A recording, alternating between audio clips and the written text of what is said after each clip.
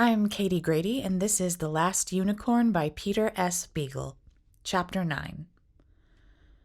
The sentinels saw them coming a little before sunset, when the sea was flat and blinding. The sentinels were pacing the second tallest of the many awry towers that sprouted up from the castle and made it resemble one of those odd trees that grow with their roots in the air. From where they stood, the two men could survey the entire valley of Hagsgate as far as the town and the sharp hills beyond, as well as the road that ran from the rim of the valley to the great, though sagging, front gate of King Haggard's castle. "A man and two women," said the first sentinel. He hurried to the far side of the tower, a stomach-startling motion since the tower tilted so that half of the sentinel's sky was sea. The castle sat on the edge of a cliff which dropped like a knife blade to a thin yellow shore, frayed bare over green and black rocks. Soft, baggy birds squatted on the rocks, snickering, "Said so, said so." The second man followed his comrade across the tower at an easier pace. He said, "A man and a woman. The third one in a cloak. I am not certain of the third." Both men were clad in homemade mail, rings, bottle caps, and links of chains sewn onto half-cured hides, and their faces were invisible behind rusted visors, but the second sentinel's voice and gait alike marked him as the elder. "The one in the black cloak," he said again. "Do not be too sure of that one too soon." But the first sentinel leaned out into the orange glare of the tipped-up sea, scraping a few studs loose from his poor armor on the parapet. "It is a woman," he declared. "I would doubt my own sex before hers." "And well you may," the other observed sardonically, "since you do nothing that becomes a man but ride a straddle. I warn you again, be slow to call that third male or female. Wait a little, and see what you see." The first sentinel answered him without turning. "If I had grown up never dreaming that there were two separate secrets to the world, if I had taken every woman I met to be exactly like myself, still, I would know that this creature was different from anything I had ever seen before. I have always been sorry that I have never pleased you, but now, when I look at her, I am sorry that I have never pleased myself. Oh, I am sorry." He bent still further over the wall, straining his eyes toward the three slow figures on the road. A chuckle clattered behind his visor. "The other woman looks sore-footed and bad-tempered," he reported. "The man appears an amiable sort, though plainly of the strolling life, a minstrel like enough, or a player." He said nothing more for a long while, watching them draw near. "And the third?" the older man inquired presently. "Your sundown fancy with the interesting hair, have you outworn her in the quarter of an hour?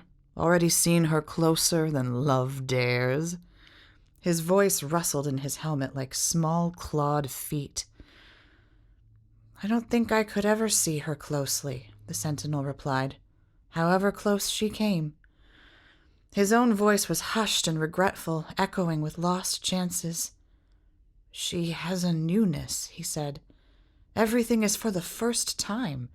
See how she moves, how she walks, how she turns her head, all for the first time anyone has ever done these things. See how she draws her breath and lets it go again, as though no one else in the world knew that air was good. It is all for her. If I learned that she had been born this very morning, I would only be surprised that she was so old." The second sentinel stared down from his tower at the three wanderers. The tall man saw him first, and next the dour woman. Their eyes reflected nothing but his armor, grim and cankered and empty. But then the girl in the ruined black cloak raised her head, and he stepped back from the parapet, putting out one tin glove against her glance. In a moment she passed into the shadow of the castle with her companions, and he lowered his hand. "She may be mad," he said calmly. "No grown girl looks like that unless she is mad. That would be annoying, but far preferable to the remaining possibility. "Which is?" the younger man prompted after a silence. "Which is that she was indeed born this morning. I would rather that she were mad. Let us go down now."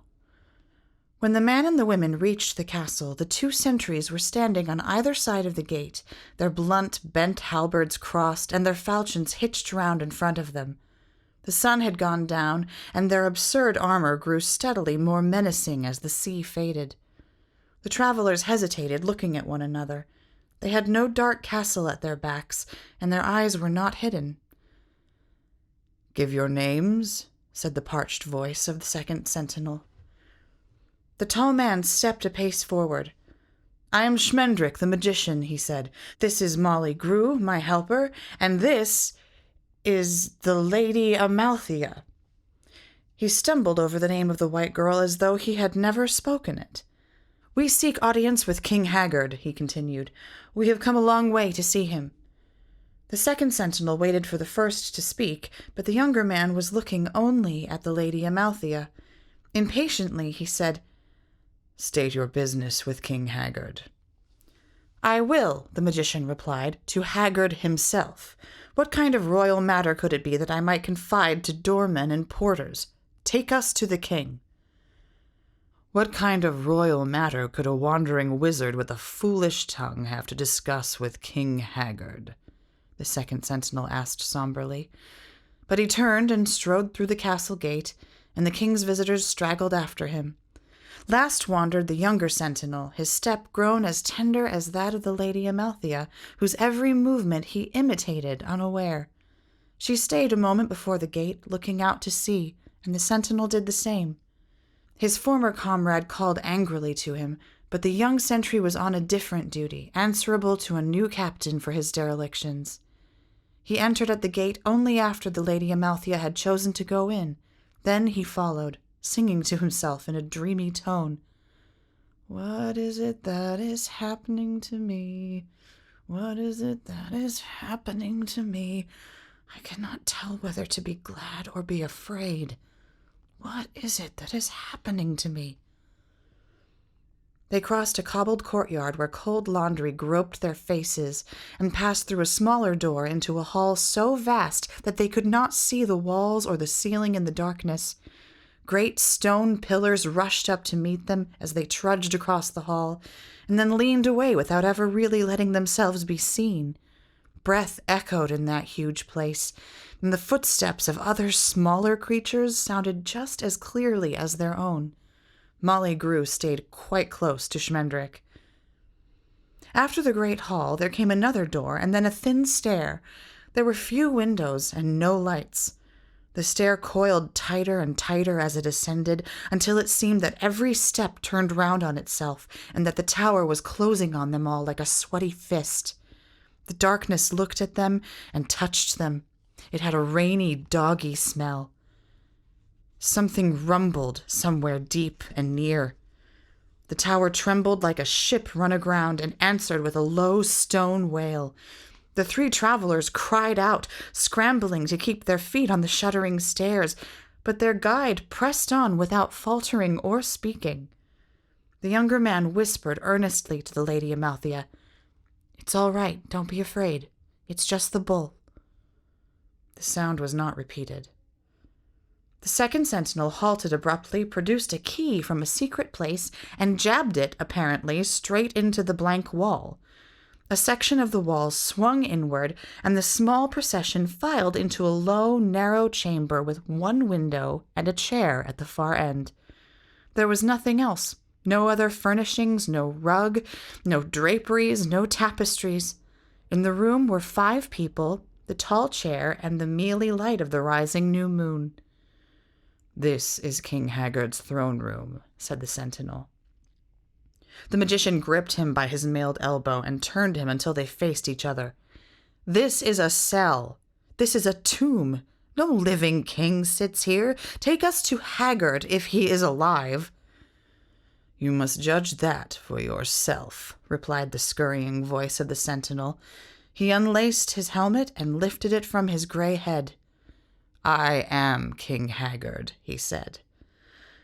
His eyes were the same color as the horns of the red bull. He was taller than Schmendrick, and though his face was bitterly lined, there was nothing fond or foolish in it. It was a pike's face, the jaws long and cold, the cheeks hard, the lean neck alive with power. He might have been 70 years old, or 80, or more. The first sentinel came forward now with his own helmet under his arm. Molly Grew gasped when she saw his face, for it was the friendly, rumpled face of the young prince who had read a magazine while his princess tried to call a unicorn. King Haggard said, "This is Lear." "Hi," said Prince Lear. "Glad to meet you." His smile wriggled at their feet like a hopeful puppy, but his eyes, a deep shadowy blue behind stubby lashes, rested quietly on the eyes of the Lady Amalthea. She looked back at him, silent as a jewel, seeing him no more truly than men see unicorns. But the prince felt strangely, happily certain that she had looked him round and through and down into caverns that he had never known were there, where her glance echoed and sang. Prodigies began to waken somewhere southwest of his 12th rib, and he himself, still mirroring the Lady Amalthea, began to shine.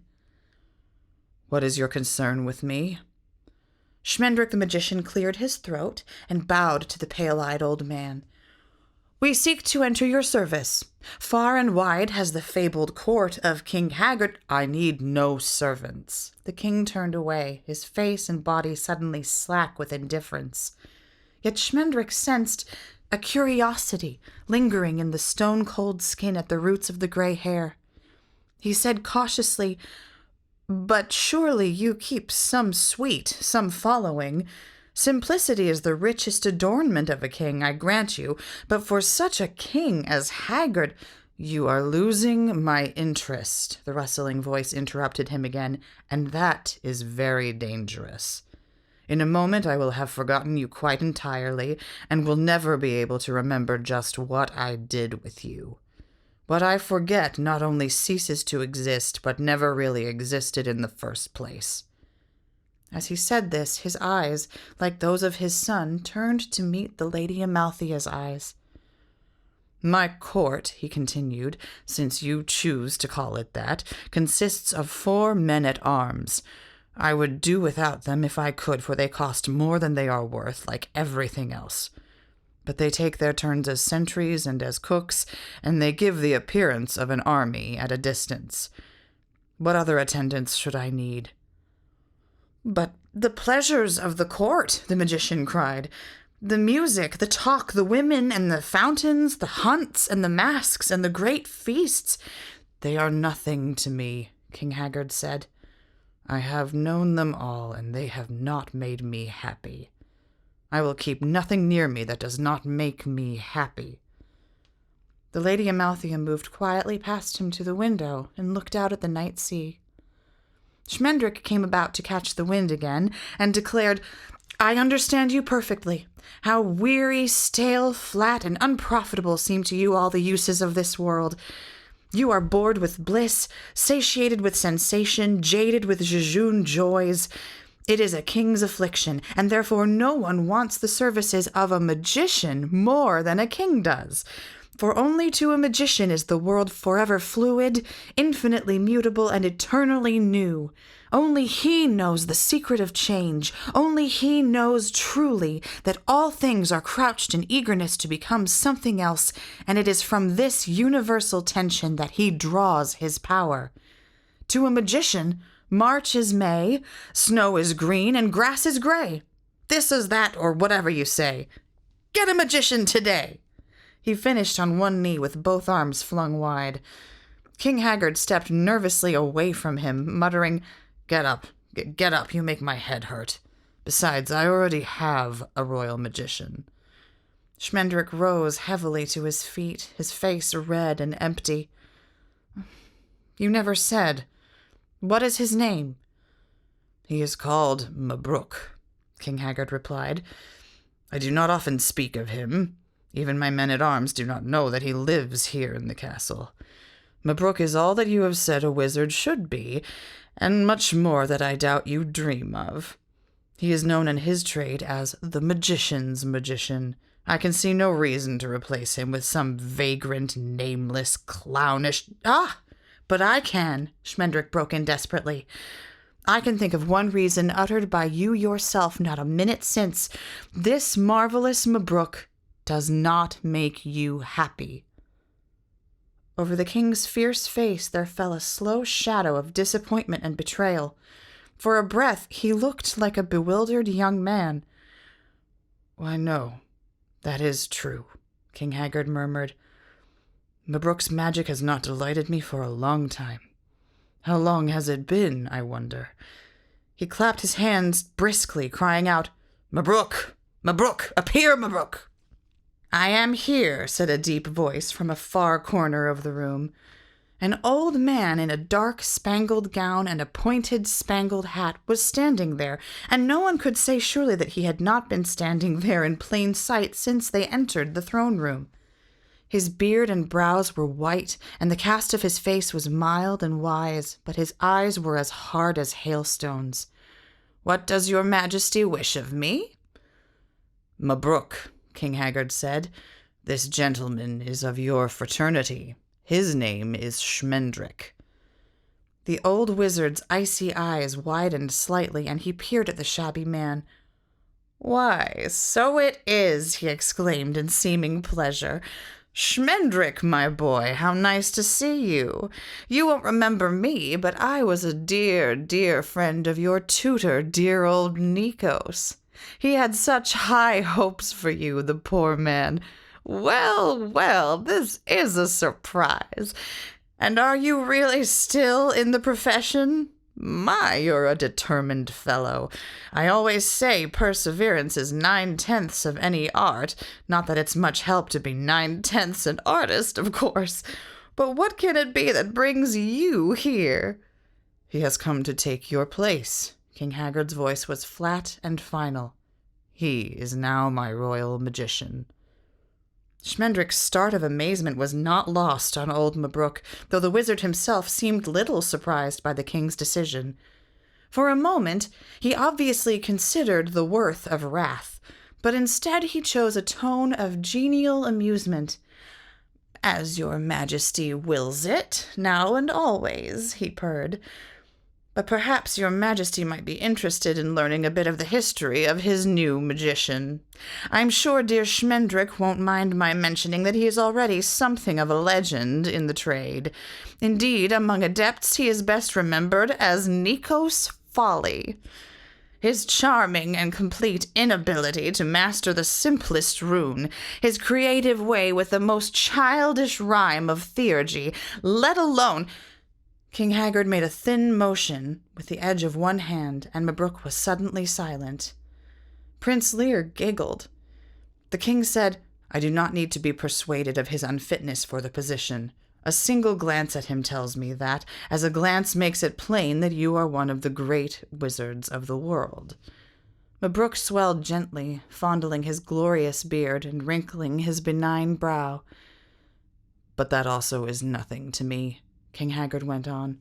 In the past, you have performed whatever miracle I required of you, and all it has done has been to spoil my taste for miracles. No task is too vast for your powers, and yet when the wonder is achieved, nothing has changed. It must be that great power cannot give me whatever it is that I really want. A master magician has not made me happy. I will see what an incompetent one can do. You may go, Mabrook. He nodded his head to dismiss the old wizard. Mabrook's semblance of affability vanished like a spark on snow, and with the same sound. His whole face became like his eyes. I am not packed off as easily as that, he said very softly. Not on a whim, even a king's whim, and not in favor of a fool. Beware, Haggard, Mabrook is no one to anger lightly. A wind began to rise in the dark chamber. It came as much from one place as another, through the window, through the half-open door, but its true source was the clenched figure of the wizard. The wind was cold and rank, a wet, hooty marsh wind, and it leaped here and there in the room like a gleeful animal discovering the flimsiness of human beings. Molly Grew shrank against Schmendrick, who looked uncomfortable. Prince Lear fidgeted his sword in and out of its sheath. Even King Haggard gave back a step before the triumphant grin of old Mabrook. The walls of the room seemed to thaw and run away, and the wizard's starry gown became the huge howling night. Mabrook spoke no word himself, but the wind was beginning to make a wicked grunting sound as it gained strength. In another moment it would become visible, burst into shape. Schmendrick opened his mouth, but if he were shouting a counterspell, it could not be heard, and it did not work. In the darkness, Molly Grew saw the Lady Amalthea turning far away, stretching out a hand on which the ring and middle fingers were of equal length. The strange place on her forehead was glowing as bright as a flower. Then the wind was gone, as though it had never been, and the stone walls were around them once more, the dull chamber as gay as noon after Mabrook's night. The wizard was crouched almost to the floor, staring at the Lady Amalthea. His wise, benevolent face looked like the face of a drowned man, and his beard dripped thinly from his chin like stagnant water. Prince Lear took him by the arm. "Come on, old man," he said, not unkindly. "This way out, Granddad. I'll write you a reference." "I am going," Mabrook said. "Not from fear of you, you lump of stale dough, nor of your mad, ungrateful father, nor of your new magician. Much happiness may you have of him."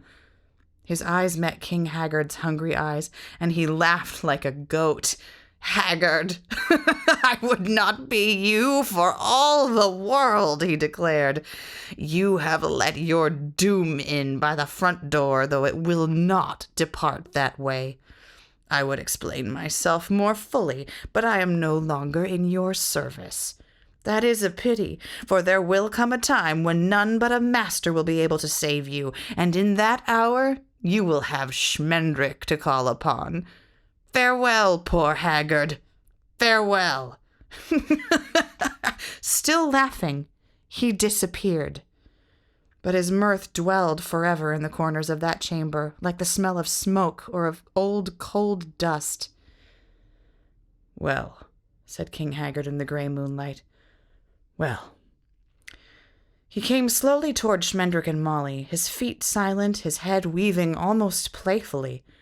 "Stand still," he commanded when they moved. "I want to see your faces." His breath rasped like a knife on a grindstone as he peered from one of them to the other. "Closer," he grumbled, squinting through the dark. "Come closer, closer. I want to see you." "Light a light, then," said Molly Grew. The calmness of her own voice frightened her more than the fury of the old wizard had. "It is easy to be brave for her sake," she thought, "but if I begin being brave on my own account, where will it end?" "I never light lights," the king replied. "What is the good of light?" He turned from them, muttering to himself. "One face is almost guileless, almost foolish, but not quite foolish enough. The other is a face like my face, and that must mean danger. Yet I saw all that at the gate. Why did I let them enter, then? Mabrook was right. I have grown old and daft and easy. Still, I only see Haggard when I look in their eyes." Prince Lear stirred nervously as the king paced across the throne room toward the Lady Amalthea. She was again gazing out of the window, and King Haggard had drawn very near before she wheeled swiftly, lowering her head in a curious manner. "I will not touch you," he said, and she stood still. "Why do you linger at the window?" he demanded. "What are you looking at?" "I am looking at the sea," said the Lady Amalthea. Her voice was low and tremorous, not with fear, but with life, as a new butterfly shivers in the sun. "Ah," said the king. "Yes, the sea is always good.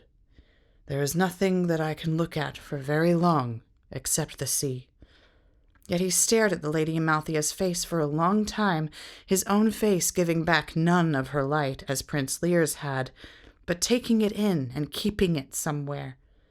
His breath was as musty as the wizard's wind, but the Lady Amalthea never moved.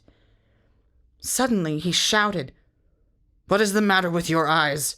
They are full of green leaves, crowded with trees and streams and small animals. Where am I? Why can I not see myself in your eyes?" The Lady Amalthea did not answer him.